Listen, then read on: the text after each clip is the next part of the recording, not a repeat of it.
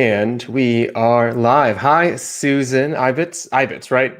Ibitz, right. Yeah. Okay. Phew. You know how to say something, and then you say it, and then you second guess that you said it. So thank you so much for clarifying, and thank you so much for being here. I know you said you had 7 trainings and a ton of other workshops going on. So thank you so much for joining us, for uh, honoring us with your presence and your expertise and your knowledge, and to learn more about what even hacking human behavior is. So thank you again. Yeah, I want to make sure that the second monitor to look that we are okay. It's working and it's mute. Yeah. Thank you for having me. Thank you for having me as a guest. I've been watching your channel and I saw that you had Justin before, and I'm friends with Justin. So yeah, I know what to expect. And we have the doctor on the house. So thank you for having me. Such a small little world, by the way. Like, I knew shows that you've been on, people that were just recently on here. And it's like this world of connectors and people that engage. And I guess you could say that the algorithm kind of shows you who is connected within your space. But it is pretty neat. If you just take a little bit of action, that you tend to enter into a kind of a new bubble that maybe you wouldn't have had access to. I always say, don't burp. Somebody's going to hear you. Somebody's going to know you. You need to be really careful. And I think that at least the community who does what I do, it's smaller than you think. If you start looking for people who, I don't want to sound cocky, but they really get the things together and they really take the time and they do this professionally, I don't think there were more than 20, 25 around the world. So the people that we are connected are geeks like you, geeks like me. So geekiness is the best way to connect. I always say, if you don't find your tribe, make your own. And that's what connections has to do. Be pairing with people that you can share the same interest, because that's the human behavior who make us better. Be surrounded by people like you who make you better and lift you up. Like the theory, you are the sum of the near people in your life. So welcome to the tribe, can I say? I'm happy to be part of the tribe. I am wearing the geek badge of honor as well. I will shout it at the mountaintops that I'm a forever student, that I love learning, that I'm a partial academic, but I also can play soccer. So, I'm in all areas. If you don't have the mentality that you're always a student, you're never ever gonna grow. If the day you think that you know it all, or people is like, no, I don't need to learn about that, I know it, like, you have a huge problem. When I teach classes, I says, thank you very much for helping me to be a better coach, a better teacher, and learning. Because when you're a teacher too, when you prepare in a class, when you're preparing to teach something to someone, that's when your learning process is start and develop. Because in order to be in front of a class, you never know what your students are going to ask. They're not 5 years old. They're adults who work on the field, who need the skill and the tools that you're going to give them. So when I prepare in a class, maybe it's like 45 minutes and I study for a week. Why? Because I never know what they're going to shoot you. Okay, so you've dropped like 2 amazing knowledge bombs so far. But what I want to take a step back, because you did say that you are a very unique individual in terms of what you do for a profession. There's not a lot of you in the world. You are an expert in a very small group. So how did you get involved in hacking human behavior? And I guess maybe what is hacking human behavior? Like, do you just sit down and program people every single day, or what does it all entail? Well, most people, I'm sure they hear the story. I failed. I wanted to be a FBI profiler. I found out I'm dyslexic, and oh my God, it's been 32 years. Oh my God, I'm old. I just turned 49, so I need to do the math. Happy birthday. Thank you. I don't celebrate my birthday. I'm 40 plus shipping and handling. I'm not 49. So 30-something years ago, dyslexia was a disability. They told me, hey, here's your paper. You're disabled. You can put this sign on your car. And like, no, it's not going to happen. And thank God I have a dad who kicked my ass more than once. Oops, I say ass. And his theory is like, I never went to college. And I managed to become a diplomat. He traveled around the world with my mom, recovering art that was stolen during the war. So he says, I never, ever was questioned about my knowledge because I don't have a paper to prove it. So some people are going to swim, some people is going to fly. It looked like you're going to be swimming to your destination. So I packed my bag and I went around the world, study with everybody who gave me the chance. I would say the most difficult one was the first one. Like, you don't have a degree. You are not working at any three agencies. What do you want? Until somebody believe on me. And that person make the domino effect until I make my own career. I wouldn't accomplish and I wouldn't get to the point that I am today if I would go to the traditional path, college, master, and PhD. Why?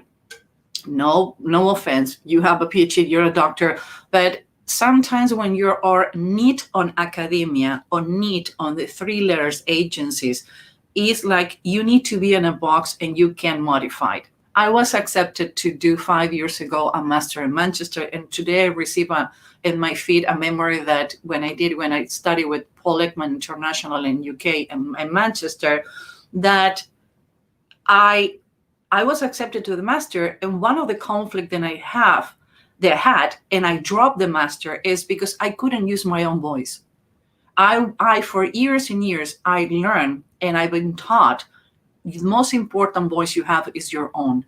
Do your own study, go and explore. And when I get to the master, like, oh, if it's not in a book, if it's not in a paper, you cannot write about it. Like, so basically I'm paying to plagiarize with my own words other people's works. What about my own experience? What about all the things that I learned from interacting with humans? So I would say that what I was a failure 30 years ago, it's one of my biggest accomplishment and my biggest victory. Have become the person that I wanted to be, even better than I expected that you can become, because I learned from the best. I only have 2 people that I couldn't study. One died in 2011, and I wasn't ready to train with him. Is the person who developed the behavioral unit from the FBI, Robert Karshner. It's a Netflix documentary if you want to see it. And the other person, when I finally contact him, he developed Alzheimer, and his wife says it's not suitable to be training anyone. But beside that, until today, I study with absolutely everyone who invented, who developed it, and make it happen. And I would say 90% of them, we are friends and we're still in contact, and they still mentoring me. They still slap me on the back and like, Susan, you can do it better. And I love it because they push me to learn more. I think some of our listeners may not fully understand like what you are learning and who are you studying with, and also maybe where you even got this passion for learning about human behavior and facial expressions and being able to read individuals. When you are the kid of diplomatic parents, you travel around the world, and sometimes you landed in places where people have different traditions, different language. So until you develop the language or you develop your own language, the only way to size what is going on is observing others. And my dyslexia ended up being a superpower. The most successful profilers on the world are dyslexic because your brain works different. You can see things that nobody else see. So I was like, oh, that person is mad. How do you know? You don't know what they say. Like, I don't need to. And my dad was reading to me since I was young, and our quality time was watching Colombo, The Godfather. And because he was Italian, Calabrese, he says like, honey, you are half Jewish, half Calabrese. Oy vey, poor guy who went to try to marry you. And it was like explaining me the psychology behind. So he started explaining me how people is different, how, for example, in the Arabic word, the one who come behind, the last person enter the room is the most important person. But if in United States, the first person enter the room is the most important. And my dad, without knowing that he was teaching me behavioral, he was planting that seed. That's what I'm saying. Like, you don't learn in college, you don't learn in school. You learn from the time, the quality time your parents spend on you and how they feed you with that curiosity. My parents, my mom and my dad, both, they're feeding curiosity. Every time that we ask something, and they say, I'm tired, I don't have time. Like, let's go to the library. Let's go to the dictionary. I still remember the smell of the books in the library. And to me, it was so exciting. I'm going with my dad to the library. We're going to pick up the books and we're going to see the pictures. And he read to me. And that was amazing. And I think one of the things that we are missing today on the kids' education, I don't have kids. So most people says, what are you talking about? Is develop the curiosity. Now you're curious, you're hyperactive, they medicating you like it's a problem. If I was born in the United States, I would be medicated like hyperactive. No, I was hyper curious. I still curious. Thank God. I hope never miss that. And we just had a comment from someone that it's inspiring to hear this alternative perspective on academia. And I'll be completely transparent. I have all these letters, all this school that I went to, but I did it because I knew that it was a tool to be perceived a certain way by the people around me. Not because that I wanted to go to school, and not because I thought that was the only way to be successful. I just thought it was a path that I could take that was probably the easiest for me or the most efficient for me at the time, that was able to I could balance with everything else going on in my life. I love what you said about how we learn from our experiences, we learn from our environment, we learn from the people around us, and we have to lead with curiosity. And then if we do that, we can learn. If I went to my programs and wasn't curious and didn't research the areas that I researched and didn't get curious about how to publish some things so I could be in a journal, etc. I wouldn't have gained any value out of it. If I wasn't curious to go use my doctorate to get on certain platforms to speak and to build a business, it wouldn't have mattered. And to surround myself with people that were doing similar things. So how does someone, I guess, ensure that they're around the right people? And so maybe how did they, what are some warning signs maybe that there are some triggers, some red flags, or some good signs that you're in the right environment for yourself to learn, to grow, and to prosper?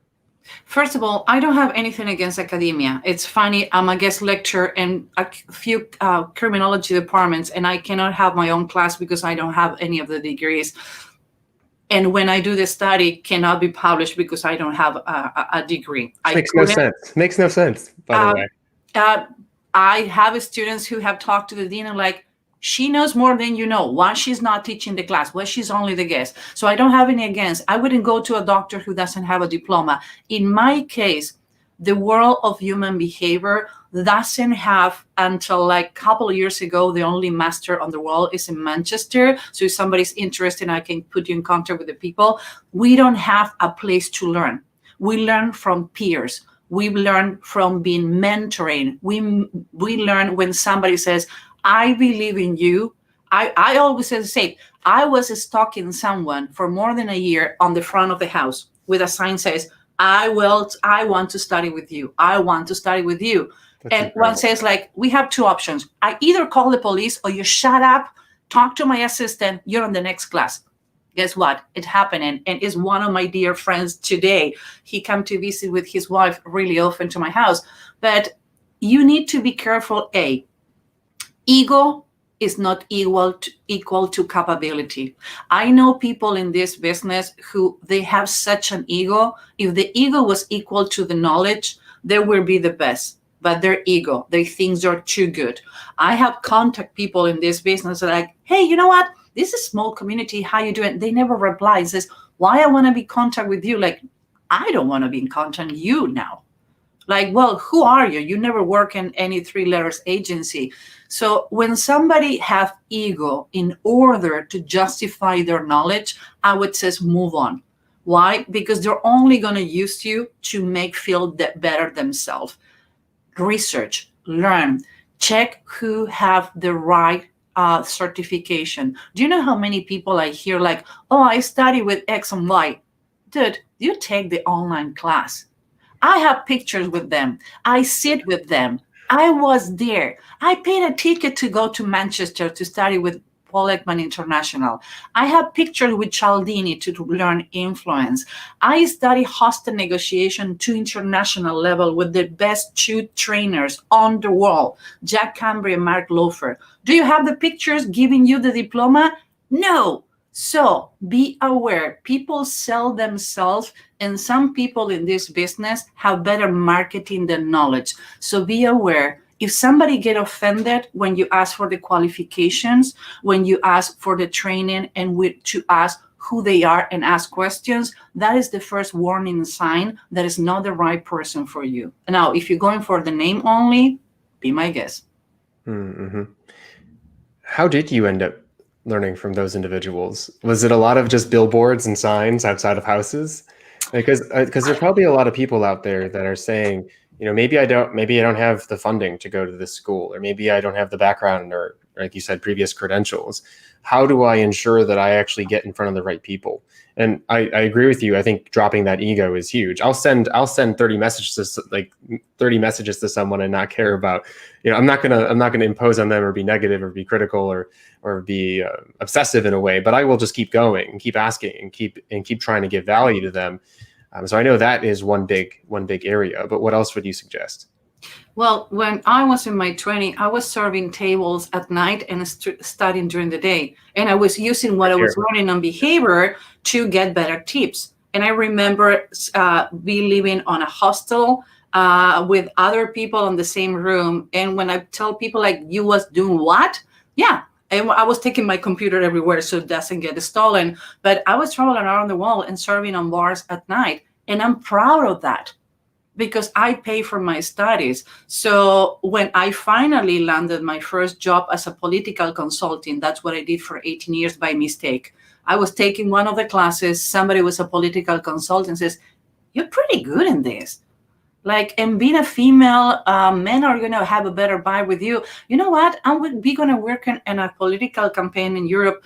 You want to try it? Yes. Guess what? I was working for 6 months, 19 hours a day, and I have 3 months free. So I was making enough money, being really frugal. I have a small nostril. So I was living in a huge studio that you jump in from the door to the bed, recycling and getting my clothing and thrift stores and saving every dollar that I can. So those 3 months that I have free, I can be studying with what I want. And get to a point that you start making connections and you start getting hey, you know what? I study with X and Y. And when I study, I ask always after I finish my class, if I was a good student, if you think I can make it, can you make me a recommendation letter? Because my next class is I want it to be with X and Y. And I know that I don't have the batons, I don't have the name to get the class, but if you give me a recommendation letter, I know I can get the class. You know what? I never receive a no. Why? Because I did it with humility. I was present on the class. I developed a rapport with my teachers, and I was the first one in the morning. I was the one who stayed up all night taking the classes. I earned the respect of my teachers. And I have people that I study. One of them, I studied with him 15 years ago. I still call him sir, and he still get pissed off. I'm Susan, really? Sir? And I cannot change it because he is my teacher. He's always going to be my teacher. That's the respect I have from him and for him. And that is the respect I build with him. So never be afraid to ask for a recommendation when you're a student, because that can take you to the next level. So I speak on the topic of self-leadership a lot, and your stories represent resilience, grit, professionalism, like you said, humility, but also a self-awareness of what you want to work towards, as well as, I think it sounds like a lot of patience. How can someone, so you've kind of hacked yourself in a way, I guess, how do people build that level of awareness around themselves or hack their own human behavior to ensure that they are moving towards the goals that they're setting for themselves? You need to get emotionally naked in front of your life mirror. And what I mean with this, I never ever says I'm perfect. I don't call myself an expert. It's funny when people call me an expert or read my resume we're missing something. You're not talking about me. I still make fun of that. And I make fun of that all the time. But when I got all my dream crushed, and what the heck am I going to do? I don't have a second plan. I needed to develop a second plan. So I'm aware. Sometimes when I teach in a class, for example, the first slide that I put is, I'm highly dyslexic. Don't judge me for my grammar. Judge me for my knowledge. So another thing that I says, you know what? I have a high accent. I speak 5 languages. So depending who I've been talking to or how I tire, because I'm not a morning person, what the heck, what people, everybody when they're trying at 7 o'clock in the morning, it's not normal. That's the time I'm going to sleep. So I have a strong accent. I'm dyslexic. I was raised and born in different continents, so maybe something that I can say or do can be offended. If you don't understand, if my accent is too strong, is something that you think that is diminished, or you want me to explain it again, please be my guest, because that is going to help me to become better. So again, take the ego from the point that you have a superpower. I can read people from a picture on LinkedIn and people get freaked out. I have shows when I make people cry, but I don't take that like, oh yeah, I can do it. Like, no, it's good that you cry because now you see yourself. I see you and allow you to see yourself. So ego down, ask for permission. You can make mistake and put it out there. So everything that I know that can get someone maybe bad predisposition, or somebody says, oh, what you do is BS. This is witchcraft. I don't believe. Like, sir or ma'am, thank you very much for your opinion. You're in the class. You have the liberty to leave the class or not. But what I ask is the same thing I'm going to give you, respect. So if you don't believe, if nothing that I'm going to deliver today on the class is something that you believe, only one thing I'm going to ask you is respect to my learning and respect to the other people in the room. We can have an adult conversation, but as soon as you start attacking me, you're going to see my claws. Believe me, I'm not a nice person when you attack me, but with respect, I don't have any problem. But I own my mistakes. And if I made a mistake, I'm the first one like, shoot, let me come back to you. I made a mistake. Let me correct it, finding all the research that I can find and deliver it to you. That right there is a lesson on how to be successful as an individual, by the way, and to stop chasing fulfillment and happiness and to be happy with where you are right now. I love everything that you just said. This ability to not judge others, to not judge yourself, to also not be concerned with the opinion of others, because since you know who you are, you've hacked your own behavior and you know what you're working towards and where you're going. But then hacking human behavior outside of yourself, I see it can be really useful for, I think, building relationships and to building a level of emotional intelligence that can then help you handle those types of situations, like where someone is there and not showing respect, or when you have to make important decisions around you, or when you have to maybe support friends that are going through hard times right now. And I know this might be different now with everyone working from home, but I know you also do mask readings and such. Do you have any tips for individuals that are trying to not influence or persuade, but more so get the most out of, I guess, their environment, the people around them, to show greater support to others around them as well? One of the biggest myths is, you can manage your first impressions. You can't. Your first impressions about me are going to have to do with your emotional memory, your physical and visual memory, and even the audit. If my voice remind you to someone you didn't like when you was growing up, or I'm resent you to someone who you date and break your heart, you're not going to like me. It's not my job to be like. It's my job to make everything possible that you respect the person you are in front of. When somebody doesn't like me as soon as I met them and says like, it's any chance that either my perfume, I remember having a feedback on a class, 4-hour class, and a pro bono. And he says, I don't like your perfume, and I found 2 misspellings. And like, okay, you're definitely on the wrong class. You couldn't address it differently. So it's like, is anything that maybe I represent to you who has nothing to do with me, but has to do with your emotional memory, 99% of the time, like, you know what, now that you say it. So another thing, it's the difference between empathy and sympathy. You need to be really careful with empathy, because empathy can be converted in pity. You have 3 kinds of empathy. The one like, I understand you, I'm going to listen to you. The other one is, I'm crying with you. Now we have 2 people who is depressed and we are not moving forward. And we have the wave. I'm a wave. I'm going to listen to you, and one point says like, okay, stop crying. Let's move forward. You need to move forward. You have too many people crying with you. You need to move forward. Another thing that we need to understand, some people is doing really, really bad now. We have the highest number of suicide. We have the highest number of people medicated. You call to make your annual appointment with your doctor and says, Are you feeling depressed? And they go through all the questions like, dude, I don't need antidepressants. I just need to check my annual checkup. I'm like, well, most people and doctors are throwing antidepressants to you because they don't know how to manage the situation. So when you see any sign that somebody is down or changing the pattern, pick up the phone, call them, ask them.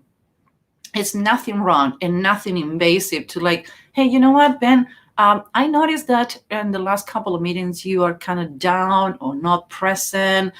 Is everything okay with you? Maybe you are feeling too exposed and too burned down to do meetings online. What about if the next meeting, you don't put the camera on? Or what about if we do a meeting on the phone? In my calendar, I have, we're going to meet, no doubt, coffee, Zoom, or phone call. I give the people the chance so they can express on the best way you can express, but asking questions and be really like, how are you feeling? How are you doing? And asking sincere question and not an aggressive way. More managers are completely clueless what to do. So they're not connecting with their team the way they need it. People today need not only a job, they need support from the people they're working with, because you spend at the end of the day more time with the people you're working with than when you're family, except now that you're 24/7 under the same roof. Very much a proponent of a humanistic style of leadership and an individual kind of focus on what your employees need in terms of the resources, the environment around them, the social context, the emotional support. Do you have any suggestions for leaders right now that are dealing with employees that have more stressors probably than ever before, and they're working in an environment potentially that they've worked in before, in an economic situation or a global situation that is ever changing and ambiguous? So I know that there's two sides to every story, right? Some people are actually doing really well right now, but ultimately some of the same changes have still occurred in both areas. Well, first of all, know your people for who they are. And that's something that should happen all the time. I'm going to give you an example with my team. I know all of my team, their family situation. Half of my team works from 10 p.m. to 6 a.m. in the morning because they have small kids. The other one are morning person. So I allow everyone to work on the time zone preference they have, internal time zone. The productivity of the team has go to the roof. So I ask them, and I have one-on-one. If you have 500 employees in your company, it's more difficult, but pick the people who is more connected and people is easy to talk to them, to check in your people. People don't leave companies, people leave leaders. The people that I'm working with, then my team, my family, with some of them, we have been together for 10 years. And I know my competitors are approached to them like, hell no, I'm not leaving. Why? This is my family. I will not going to betray my family. I have a bond with them. So make the effort to understand what are the needs. One of the things that I advise more companies when we start in COVID is like, send a comfortable chair to your employee, because they're going to start having back problem because they don't have the right seating. So they're going to have sick days. They're going to be grumpy. Send them a good microphone. Give them a class on how to interact, how to do the protocols online. Help them to become, yeah, I have the same one in black. I didn't know it would come in white, but teach them.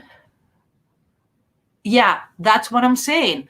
So help your people to get better protocols when they need to be working from home. Help them. Don't say, oh, you're working from home. Help them on the process. How much is going to cost you money-wise? One class of 3 hours or 4 hours helping your people and sending a mic, a chair, a lighting, and a good camera is going to cost you $500. How much money are you going to spend and workers' comp when they get depressed, or when you need to hire somebody new because that person they left the work. And by the way, I just realized my phone never. No, it's mute. It's not my phone. Sorry. So thank you for that, by the way. And I agree again with everything. I feel like I want to disagree with something, but it's just not going to happen probably. Well, let's pick a fight. Come on. Listen, you know what they say? The rankings go up when the people is fighting. Yeah. Let's pick a point to fight. We haven't even discussed at all, I think, reading individuals. And maybe, do we want to close out on that? I guess I don't even know where to start or what to ask. But can you just say a few words on, I guess, body posture, vocal tonation, or faces, or anything that you'd like to add that you think might add value to our listeners? First of all, be aware of what are your preferences. Most people says Myers-Briggs doesn't work. It doesn't work to hire someone. It doesn't work to maybe do a life path, but it can tell you what are your preferences. And under stress, we have preferences and places that we go to emotionally hide. So you have so many tests that, it's not a test, assessment that you can take out there to know your preferences. First, introvert has nothing to do with interacting. I'm extremely introvert. Like, I live in on the forest, 98%. Horrible introvert. Hell, welcome to the club. What happened? When somebody asks me something that I know, I'm more aggressive than an extrovert. But I need to mix between video calls and phone calls so I can have my own space. So when I have a phone call, I have headphones and I walk and I'm pacing in my house. So that 20 minutes walking stimulate my brain. I don't feel so exposed. Second of all, if you're an extrovert, you need a lot of support. Be respectful on the other people's preferences. People react to our actions. So be less aggressive on your need and more respectful to others. If when we start the conversation and says, hey, how you want me to call you? Dr. Benjamin, how you want me to call you? The sound is right. The lighting is correct. Is anything special you want me to talk? It's a respect because I'm the guest in your house. In this space is your house. So the same way, be respectful with the people that you work in and understanding the behaviors. Posture, always look straight. I have a trick. You see this pillow that's different? I put it in my kidneys, so that'll blind me to be straight because at this point in the day, like, I'm tired. So be straight. Show your hands. Show your torso. It's not the same that like you only see my face, like, hey, how you doing? In all this space, no. And we rearranged the camera even before, like I was to the right or the left. So I center myself. You see me on the center. I'm showing my hands and I express what I'm saying with my hands. Because if I hide in my hands, I don't know what you're doing back there. So good lighting, good sound, the content what you have to do, use your hands to quantify, and be nice when somebody do not understand or ask questions, because people is so susceptible. It's like 4th of July happened all the way. Everybody like shooting all the way. Like, dude, lower the notch. Like, have a glass of wine and come back later. Like, you're all over the place. Be nice with yourself first so you can be nice with others. Yeah, what you just said too, I've been noticing that everyone's fuses are just a little bit shorter. It's just a little bit shorter. Little? Yeah. Little? Come on, some people lose the trail. Like, they're all over the place. Yeah, and so that extra fluff, like, and I call it fluff because I'm pretty direct, like in how I communicate. And I have a strategy where I'll write a correspondence, an email, a text message, and I'll wait, and then I'll look at it again, and I'll add the extra bits of little, as I call them, fluff, because people they're reading into a lot more, I think, maybe than before. Maybe their patience is less. It's kind of like, when you're driving in traffic or waiting in line, and you're furious, you get furious, and you just have an outburst, when in some days where you're in a really good mood, like waiting in line wouldn't matter, or that guy cutting you off wouldn't matter. But so the mental state, I think, of an individual is at least the individuals that I'm interacting with, like you said, it's a lot shorter right now. Hey, I give the bird to my neighbor. Don't get me wrong. He was cutting the grass on Sunday at 7 a.m. I opened the window, like, I shoot the bird, like, really, dude? I know you're retired, but some people here need a Sunday off. So if you don't stop cutting the grass at 7 o'clock in the morning, I'm going to freaking call the police and says, it's going to snow in 2 hours. No, my problem. Stop cutting the grass. But it's going to snow. Why do you need to cut the grass if it's going to snow? I wouldn't care. So the wife come back and say, like, my husband is really offended with you. Like, well, I'm pissed off with him. Not offended, pissed off. Who the heck cut the grass at 7 o'clock in the morning on Sunday? Normal people is sleeping.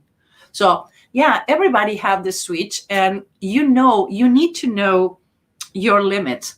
I know my limits. When I'm tired or I'm moody or I have been too much exposure, I tend to not to talk to people. And I tend to 5 p.m. stop answering emails, because if I'm overloaded, I can be more aggressive. Another thing, due to my dyslexia, writing for me is physically painful. So I try not to write emails, and I send to my assistant my emails. So for me, it's easy to pick up a call. And some people don't want to talk on the phone and says, you know what? For me to express what I need to say, is nothing wrong between my brain and my mouth. It's between my brain and my hands. So can we jump on a call and go through? Can be 5 minutes, but it's going to be easy than me trying to put my thoughts in an email. I know my limitations, so I ask for permission to maybe get a little invasive in your space. But you know what? I never heard anybody say like, you know what? It's okay. We can make it shorter and faster if we do it. So know your limitations and put it out there. If somebody is penalizing you for being honest, for being vulnerable, it's someone that you want to be around, dating, family, working, client. One of the most difficult people don't understand is that you need to learn when to fire people from your life. I fire friends, I fire clients, and I fire employees. And you know what? I never regret it, because at the point that I did it, I was 100% that I get to all the options before to do it. Sometimes we need to start taking care of ourselves, being away from people who is not caring about us. That is a powerful point to end on. You made a lot of powerful points, but that was very significant. I've let go of people in my life as well, and I coach people on letting go of people, because it is an incredibly difficult thing, especially when you get older, when finding new relationships can be so much harder.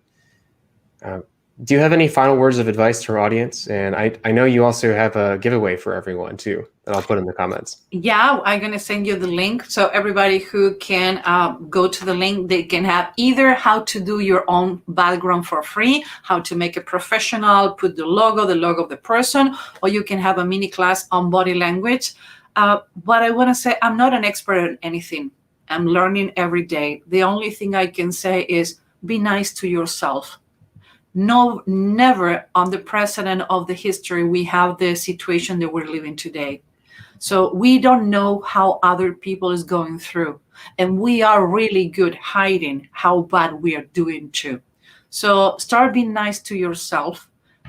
Permit yourself to make mistakes. Because I learned personally way more for mistakes and mistake than I did with people than I learned from books. Books are really nice. You read it, you put it under decoration, but the real interaction is this one. So allow yourself to get your nose out of the books and learn from people is the best source of knowledge. We lost that sense.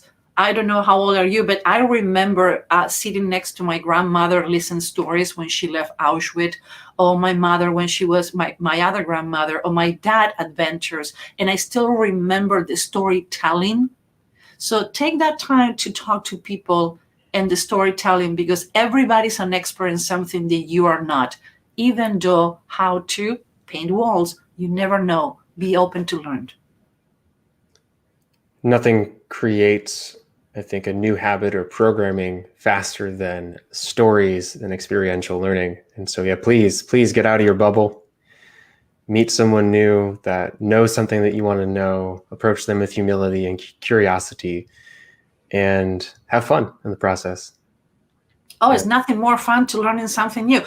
You know what? My neighbor cut the grass and I don't, because my other neighbor, who's a sweetheart, by the way, he take care of my cats when I travel. He told me like, what do you think I never cut the grass? Like, why? Because I plant golf grass, never grow more than an inch. And like, Eureka! I don't need to cut the grass. You know what is the cut the grass of a half an acre of like land?